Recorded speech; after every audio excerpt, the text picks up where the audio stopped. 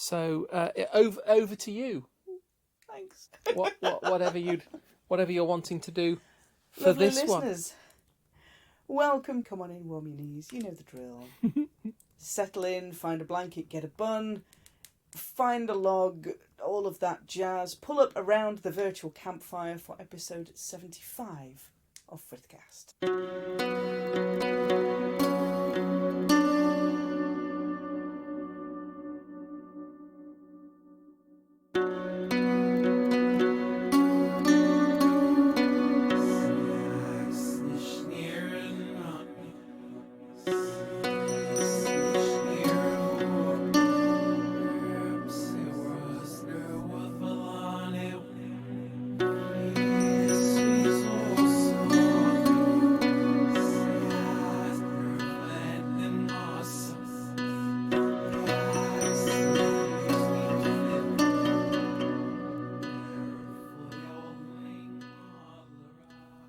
I'm Suzanne Martin, I'm a heathen, and I'm 0.5 of the Frithcast team. And I'm the rest of it, which, if my maths is correct, is also 0.5. It is. And my name is Kate, and I am not a heathen, I'm just a kind of a hanger-on. Coffee power druid. A coffee power druid, yes, but otherwise a hanger-on. What are you hanging on to? Sorry? What are you hanging on to? My marbles? I lost mine. Just about. Lovely listeners, if anybody finds spare marbles... Yeah, I could do with a few. Please send them back, because I've lost most of mine. Send them in a stamped addressed envelope to anybody but us. Yeah, and a piece of butter pudding. What have we got in store? Well... Tell the lovely listeners what's the play. What's the play? What are we doing? The play is the thing. The They're play in is- to catch the conscience of the king. Oh, crikey. Oh, my crikey. We're into Shakespeare already. I know. Well, you've got to do it every now and again. We normally leave that till at least the second half. I know. What are we on with, as they say in the local area? What are we on with today? Well, I would say, dunny fash yoursel wee hen. You could say that, eh? You could say that and hope to the gods we haven't got any visitors haven't got any listeners north of the wall. Probably dreadful, but there you go. We're all right. But I thought we'd talk a little bit. Now, I know we've done an episode on prayer in general. Okay. About formal and informal, conversational, all of that kind of good stuff, what you can put into prayers, what you can't. And it was probably way back in the early episodes. Yeah. But I want to focus this episode on a particular kind of prayer. Okay. That you can fit in less than a minute. All right. It doesn't take a lot to learn. Okay. And you can adapt it for pretty much every situation you'll find yourself in. Mm. So if you find yourself in a queue in the supermarket. Yeah. In a queue in the town hall, in the queue in the doctor's. Handy for queues, then. Yeah. Flipping awesome for queues. Traffic jams. Genius for traffic jams. So anywhere where you find you've got a minute, you've got 2 minutes, you've got 3 minutes, and you want to just boost that awareness in that time and space, mm-hmm. These are kinds of prayers that you can use in that time and space. Okay. They are adapted, so the word for a short prayer that is often less than a sentence, so it's often only a few words, and you just repeat it. Okay. You repeat it and you repeat it and you repeat it in as much time as you have available. I think I know a word for that sort of thing. It's called a mantra. A mantra, yes. Mantra. I use mantra prayers. They're a short repeated prayer. They're often using alliterative words, so words that sound vocally very similar to each other. Yep. So they've got the same kind of sounds repeating over and over and over again within those words. Okay. And it's not generally like a fully fledged sentence, if that makes sense. It's not like a full kind of subject-object kind of sentence. Yeah. It's more like a shorthand version. It's like, fabric conditioner concentrated prayer. Okay. You'd put a little tiny bit in and you don't have to dilute it. You can just repeat it over and over and over.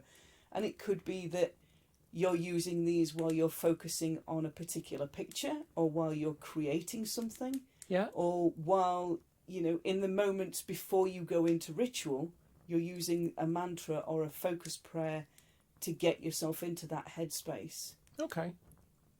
It might be that you just wait for the images to come to you. It might be that you want to keep awareness on what's going on around you, so you're just going to say it over and over and over again in your head. This is reminding me of... May I go off at a tangent? I don't think I could stop you Sort going of. off at a It's not tangent. kind of... Go ahead. It's not really a tangent as such. It's some while ago, and I explained this out loud because although I suspect you will remember, obviously our listeners weren't with us, so I'm explaining sort of so that they can hear me doing it. A little while ago, we went to a presentation, and it was by I don't believe he was a Muslim scholar as such, but he was a scholar of Islam, if you see what I mean. He studied, and he was explaining that somebody had put it to him that they used a kind of mantra, sort of little mini prayer, throughout the day, in between the major prayer times of the day. Yeah. But they would use this thing, and it was essentially just, I think it's Bismillah, the phrase. Yes. Yeah. And they would use that, and they would repeat that whenever they did a thing. Yes. To remind themselves, to connect themselves with God. Even so much as, opening a door or something like that. They would constantly just repeat this thing to themselves in their head to sort of top up their kind of connection with Allah through the day between the prayers. And it reminded me when you were saying. I mean, you could use mantra at any point. You could use it as a focused devotion in itself. Yeah. You could use it as a 2-minute focused concentration while you're sat in a queue, while you're waiting for something to happen. You could have like a 2-minute break on your lunch break and just go somewhere quiet and have 2 or 3 minutes just to yourself, to give yourself that spiritual connection in the middle of a busy working day. Yeah. Have a moment to stop. Mantras, for me, you might find mantras in other faiths of just a single word, or a sound, or a phrase that is repeated over and over and over. So I have created some of my own that are connected to my faith, the Asatru faith, the heathen faith. Okay. So they've got alliteration in them. They've got a rhythm, which means you can repeat them over and over. It means they don't take a lot of learning. It means they don't take a lot... you can have formal prayers that are a page and a half. They're a litany of titles and praise. Yeah. But things like mantras, you can just focus on one aspect of one of the gods and use that as a constant reminder. Okay. Of your connection to them, of an aspect that you'd like to be closer to, of a god or goddess that you feel very close to and you feel comforted by the presence of. Yeah. So, for me, one for the All-Father would be one like, War General, find me worthy. Okay. And, you can pick and choose which aspects you want to relate to the situation you're in at the time. Yeah. So with that, you would just take that phrase and either you would say it out loud, you might choose to repeat it a number of times, you might choose on your walk to work, on your walk to college, on your, when you get up in the morning, you might choose to recite that before breakfast. If that's the connection and the aspect you want to develop. Focus on, yeah. For Frigga, the All-Father's wife, you might say something like, far-sighted Frithkeeper, find me faithful. In your head, because otherwise it's going to get very messy. I was going to say, I might say that. I might try to say that. Far-sighted Frithkeeper, find me faithful. Find me faithful. Yeah. Far-sighted Frithkeeper, find me faithful. Yeah, I like it, yeah. So again, they're very short, concentrated sentences that focus on one aspect of one of the gods. So if you have a god or a goddess that you might see as your patron, you might see it as one you're especially close to or one you want to develop that connection with, maybe consider using short mantras as a way to develop that connection through a day. It'll not develop an instant connection straight away. No. But it might help you focus on an aspect of them that you want to praise or you want to connect to. Yeah, and again, it's the sort of thing that will serve as, I don't want to say, it sounds terribly sort of mundane to say like a top up, but you know what I mean. It's it's a little bit of a boost. Yeah, as you a say, little through. Quiet reminder of your own spirituality through the day. Yeah. You might find that you're out, if you're out delivering, if you're out working in a warehouse yard, if you've got 10 minutes of quiet before the kids come home from school. Yeah. You've got that time as you're doing the things you need to do to prepare for their homecoming to also maybe think of a mantra at the same time. Yeah, yeah. If you look at a mantra for Thor, you've got Giant Spain, well met in my home and my heart. Yeah. I like that one. And it's just, again, very short. Yeah. Very snappy. For Freya, Lady of Amber, Lady of Steel, Lady of Passion. Nice. Lady of Amber, Lady of Steel, Lady of Passion. That's and you nice. just repeat that very slow heartbeat rhythm. Da-dun, da-dun, da-dun. Yeah. All the way through it. That works, doesn't it? It does. I'm quite fond of a lot of these. Yeah. For Sunna, you might say, light in my heart, light in my hearth. Yeah. And yeah, again, yeah. they have a repeat rhythm. Mm. You can repeat them as fast or as slow as you like. Yeah. Inside that time. You might want to spend 5 or 10 minutes just repeating that phrase, and it takes maybe 2 or 3 seconds. Yeah. So you're repeating it dozens of times in a minute, over 5 minutes. Yeah. To see what kind of imagery comes to you to work yourself into that almost detached trance state of focusing on that and that alone. Yeah. If you're looking for one for Bragi, you might say, Bragi rules the music of my life. Yeah. So you have him as patron and you hear everything is music. Mm. Everything is poetry. Which it is. Everything is art. I mean, it is. Everything is create. Mm. For one for Era, yeah, you might say Lady of Healing, Lady of Grace. Lady of Healing, Lady of Grace. Lady of Healing, Lady of Grace. Mm. And you just very gently repeat that. And you might find on your repetitions that an image comes to you. Okay. Or a feeling comes to you, or a piece, focus. You can use it as a focus meditation. Yeah.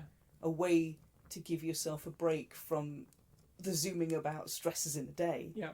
And a way to be able to find 2 minutes of time for yourself. Mm-hmm. The majority of heathens you might not be in contact with anybody else. No. You might not have a kindred nearby. You might not be able to get to the kindred nearby. Or you might just be in a sort of, an area where geographically you're just separated from other everybody. heathens, and it's it's not practical for you to sort of bridge that divide. I find that mantras and short prayers are a good way to start forming that connection for myself. Mm. Prayers, we talked about them before. Prayers can be formal or informal. Yeah, yeah. And mantras are a good, short, repetitive way. If you're in retail and it's a very, very slow Wednesday afternoon and it's raining outside and the only noise you can hear is the store radio going off and the occasional, tannoy calls. And there's only so many times you can check all the stock on the shelves. There's only so many times you can dust your boxes of cornflakes. It's Yeah, not a good yeah. place. Go over a mantra in your head. Yeah. Yeah. Find, if you're stuck in a traffic jam on a bus on the way home, use the time to connect yourself spiritually. It might be challenging on a bus. Yeah. But not every heathen, you're not going to have the ideal circumstances all the time.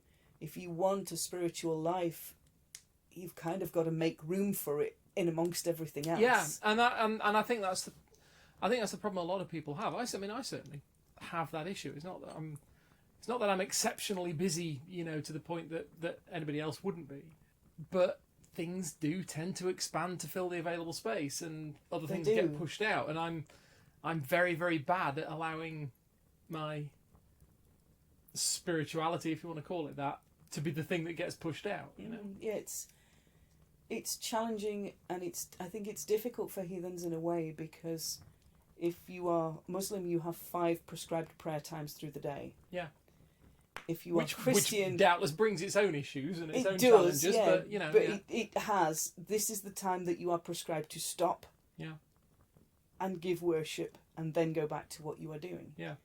If you are Christian, you have a day of the week, commonly a Sunday, where you gather together as a community, or you study the Bible, you sing songs in praise, you listen to readings, you pray for others, but you have that day just to do your spirituality. I think for heathens, because we don't have prescribed times in the week where it's specific, I think it can be a lot more challenging for heathens to find time in a schedule. We've all got the same number of hours in the day. Yeah. We've all got a schedule that will fill up with things, and you're right, it will expand to fill the space. Yeah. So, Unless you specifically, you specifically mark off certain parts of your day or your week or whatever. It's difficult to put in when you said earlier on, prayer can be formal or informal. I mean, my prayers, insofar as I offer prayers, tend to be very informal. I tend to chat rather than sort of sit and do the full proper devotional thing. And maybe that's just the way I tend to do things. And but it's your way. You can't tell me how to druid. I will not tell you how to druid. Yeah, I think the idea, and these things, like I say, they all come with their own set of advantages and disadvantages. I mean, obviously for the Muslims, you have to, to some extent, your day has to be built around your obligation to pray at these particular times. Yeah. For a Christian, you don't necessarily have that regular connection so many times through the day. I mean, unless you're in orders and you're actually observing the ecclesiastical hours anyway. But most, your average Christian in the street wouldn't be doing that. But they have not necessarily an obligation, but they have an understanding that they can go to a church on a Sunday specifically, and if not, then a midweek service to learn about their faith. But we don't have that kind of structure. Isn't in place for pagans in general, and for druids, for heathens. So we have to use discipline to carve out our own spiritual space. Yeah, and I think there are advantages to that as well. You aren't bound to particular times or particular ways of doing things, so you do get that. The one of your advantages. If you call it that, you have sort of in the places and the times that you offer your devotion, whatever it might be, and the way in which you do it is all entirely up to you. So it's very much more personalised. As I say, it's very much a sort of a pros and cons to each one, I suppose. Yes, there is. Yeah, but I think for me, my days can be very full unless I carve out specific. If I've got specific time for ritual, I've generally got that booked into my calendar well in advance. Yeah. But I might also find I want to do morning prayers or evening prayers, or there've been times in past jobs when I've taken 2 minutes just to find a quiet corner. Yeah. And had that 2 minutes to myself. Some colleges, universities, schools now have multi-faith rooms. Some workplaces are starting to have them as well. Yeah.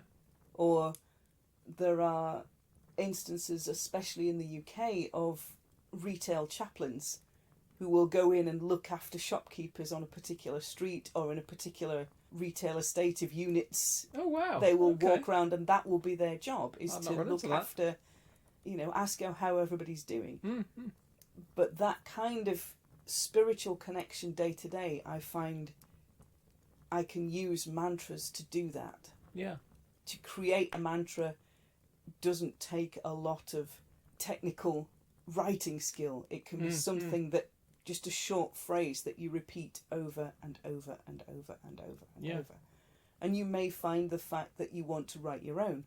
You may find the fact that you want to use some of the ones that we've talked about now, which are ones that I've created. Yeah. You may find that there are other short prayers that you want to use, that you just want to have on your headphones on the way to and from work, or on your, on your car stereo on the way to work, that you want to put on that kind of music or prayer or discussion so that you keep that constant connection to your own spirituality through a day. I suppose they could come from anywhere, really, don't they? It's just a case of where you sort of find the inspiration. I mean, if you, you read in the sagas or the myth cycle or what have you, of particular deities being referred to by particular titles or whatever, you can just sort of borrow that, I guess, and use that. Yeah, use those. The heathen gods and goddesses, many of them have multiple aspects. They're responsible for more than one sphere. Yes.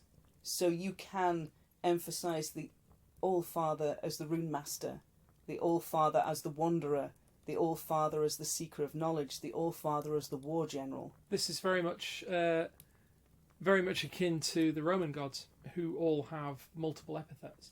Yes. So they will have Jupiter Tonans, for example, is Jupiter, the god of thunder.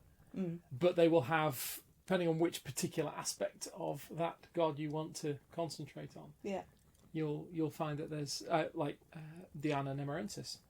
Yes, you're evoking a specific aspect Diana of Diana.